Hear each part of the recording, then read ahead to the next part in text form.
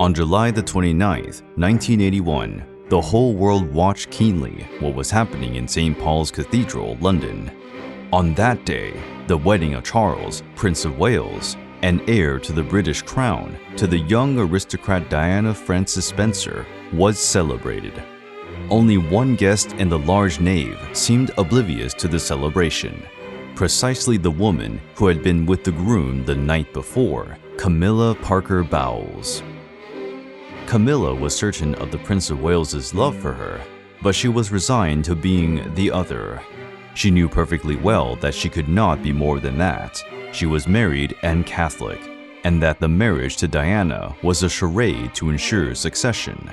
She accepted the marriage knowing that it was a ploy by the Queen, and convinced Charles that Diana was the woman who best suited him and the crown. Charles and Camilla had met in 1970, when she was still called Camilla Shand, and had finished her studies in Switzerland and France. At the end of a polo match, Camilla spoke to the prince with her usual spontaneity. "Your Highness, do you know that my great-grandmother, Alicia Keppel, was King Edward VII's mistress?" As is obvious, the question had all the ingredients of a flirtation, and Charles did not doubt this, accepting the teasing. In this simple way, a long love story began, strewn with difficulties and interruptions, but with a happy and good ending, at least for both. Camilla was born on July the 17th, 1947. She is 1 year older than Charles, who was born in 1948. She is the daughter of a World War II hero, Commander Bruce Shand, and Rosalind Cubitt, and is the oldest of the couple's 3 daughters. Camilla was never an extremely beautiful woman, but she was cheerful and possessed an excellent sense of humor. She loved the countryside and horses, 2 passions shared with Prince Charles, which further strengthened their union. Since her first meeting with the British heir, the romance press indicated her as a good candidate for the throne.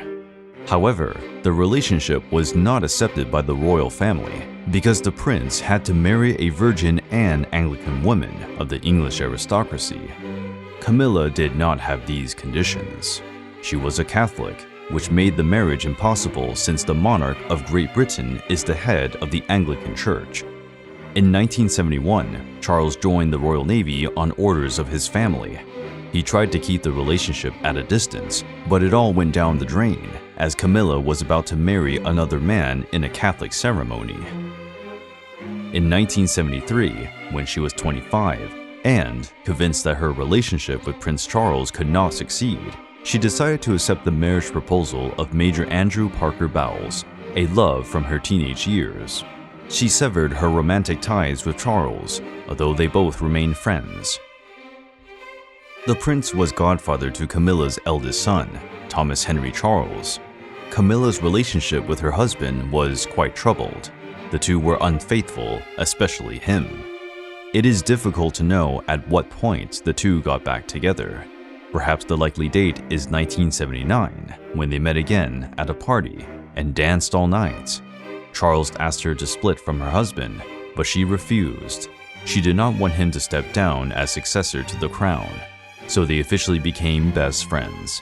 But we know that they were already lovers in 1981, when Charles married Diana.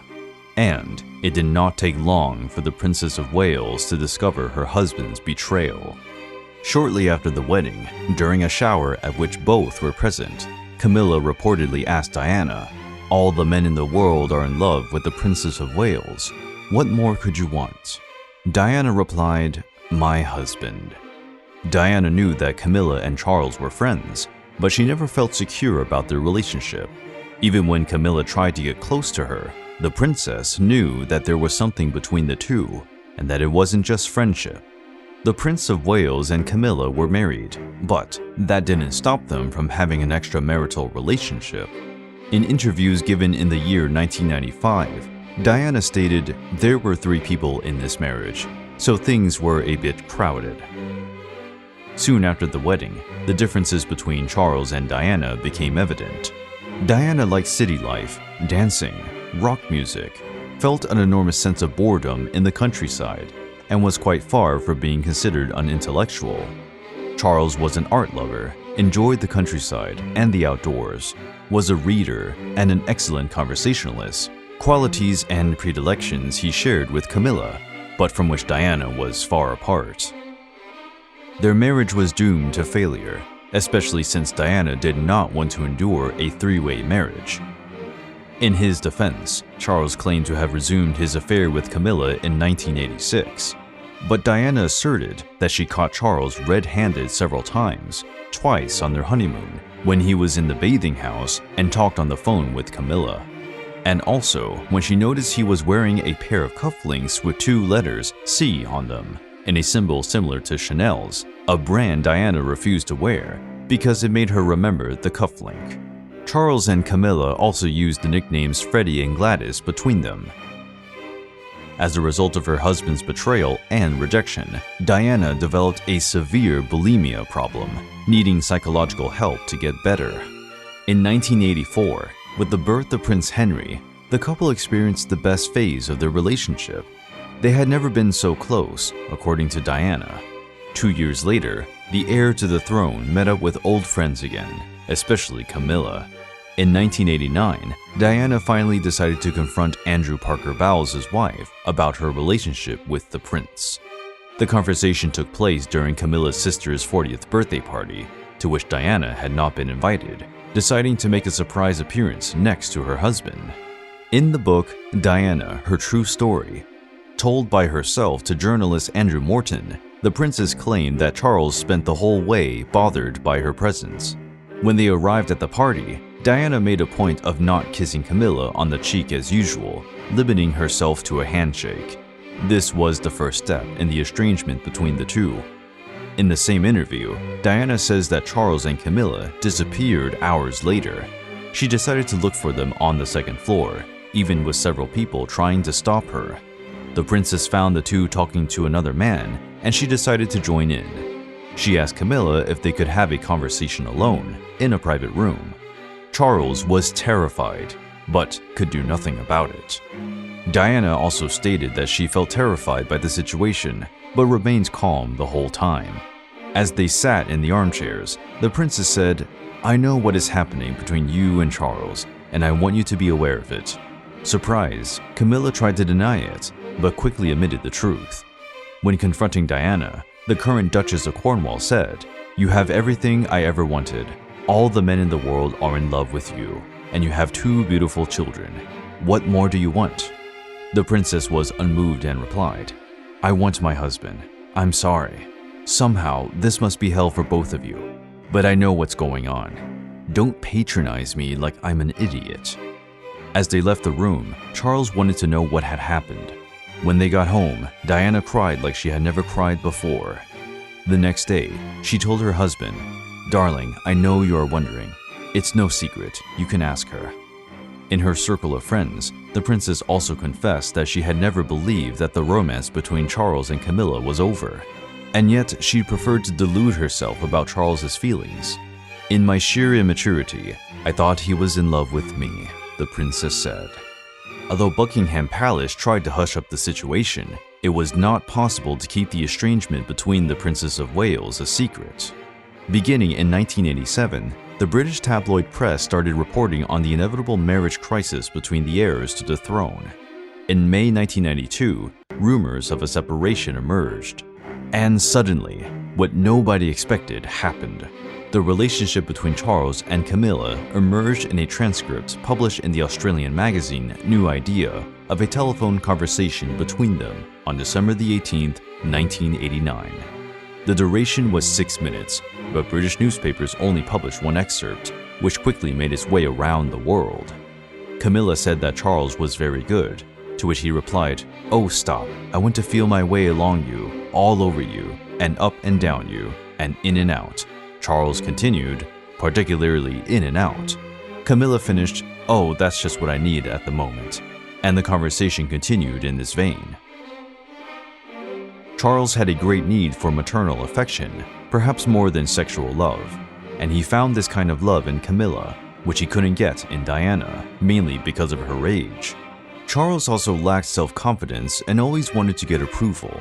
Diana's presence highlighted his faults and made him a mere prop before his star wife. Camilla was the one who read his speeches, who encouraged him, and talked to him about political matters, always showing great affection. After the transcribed conversation was published, there was no longer any doubt about the relationship between Charles and Camilla. The scandal was huge. The reputation of the heirs to the British throne was tarnished, especially since Diana also publicly spoke her version of the crisis. Camilla Gate, as the episode became known, also raised suspicions that the royal family was being bugged. There were rumors that MI5, the British Secret Service, was involved in the case, and that the recordings were purposely made public for an unknown reason.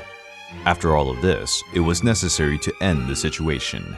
In 1994, Charles and Diana officially separated, and a war of mutual accusations soon emerged after, including interviews of both where Diana detailed her bulimia problems. Finally, on July 12, 1996, the divorce was made public. Just 1 year later, on August 30th, 1997, in Paris, Diana's death in a car accident shocked the world. Thanks to Camilla Gate, Camilla's marriage to Andrew also came to an end, and the facade relationship between the two fell apart. The British monarchy, due to its icy reaction to the former Princess of Wales' death, was questioned as never before. Diana was gone, but a myth had been born, and myths are unbreakable rivals. But Charles was not afraid.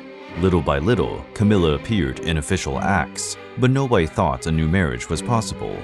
Several political sectors and public opinion regarded the marriage of the heir to a woman who had maintained a relationship with him while they were both married as scandalous. 20 years later, in 2005, Buckingham Palace announced the nuptial engagement between Charles and Camilla.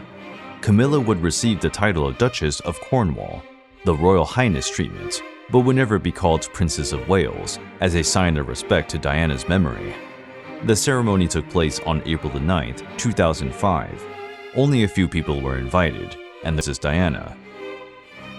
They had already told the press that their stepmother makes Prince Charles happy, and that is all that matters. It was the culmination of 3 decades of love, but Camilla had before her the most difficult task: to win over the British people. The day after the wedding, a survey was published in which only 58% of the respondents approved of the marriage. Camilla rejected to be the subject of a press campaign in her favor. She preferred to win over the people who were likely to be hers alone. Today, the couple is fully accepted by the British. Perhaps because, over the years, it has been shown that Camilla is the only woman capable of making Prince Charles's face always have a profoundly happy expression. Currently, the Duchess is involved in important causes, using her influence as a member of the royal family to make a difference. Her main interests are areas such as osteoporosis, a disease that affected her mother. In addition to speaking out against rape and sexual abuse, Camilla also works on literacy campaigns, receiving several accolades for her actions since becoming Duchess.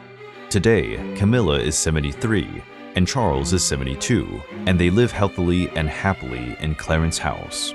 Except for Diana, this would be a beautiful love story. After all, almost 50 years later, Charles and Camilla were able to marry.